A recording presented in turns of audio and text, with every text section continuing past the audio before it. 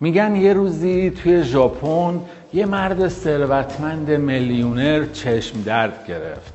پیش هر دکتری رفت، هر دوایی که انجام داد چشم دردش بدتر و بدتر میشد، تا جایی که دیگه از شدت درد نمیتونست شبا بخوابه.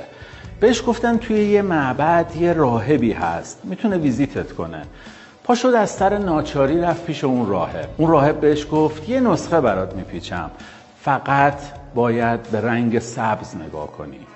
اون مرد میلیونر برگشت خونه، دستور داد چند تا بشکه رنگ سبز تهیه کردن، همه در و دیوار رو رنگ کردن، پرده ها سبز شد، لباس ها سبز شد، پیش خدمت ها، ظرف، ظروف، حتی رنگ ماشینش هم سبز کرد و کم کم علائم بهبود توی چشمش پیدا شد. حالش خوبتر شد. یه روز برای اینکه از اون راهب تشکر کنه دعوتش کرد به یه مراسم نهار و خیلی احترام کرد، خیلی تشکر کرد، اما آخرش بهش گفت استاد عزیز، این گرونترین نسخه ای بود که تو عمرم برام پیچیده شده بود، خیلی هزینه برداشت. راهب خندید و گفت اتفاقا این ارزونترین نسخه ای بود که من پیچیده بودم، فقط کافی بود یه عینک با شیشه سبز بزنی.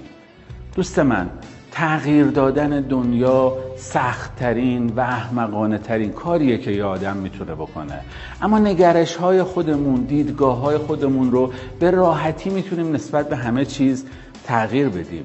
عالی جناب مولانا میگه پیش چشمت داشتی شیشه کبود، زان سبب عالم کبودت مینمود. نگرش های ما، نوع نگاه ما آینده ما رو میسازن. اگر از اکسپلور داری این پست رو میبینی لطفاً برای دوستات بفرست، این پیجم فالو کن.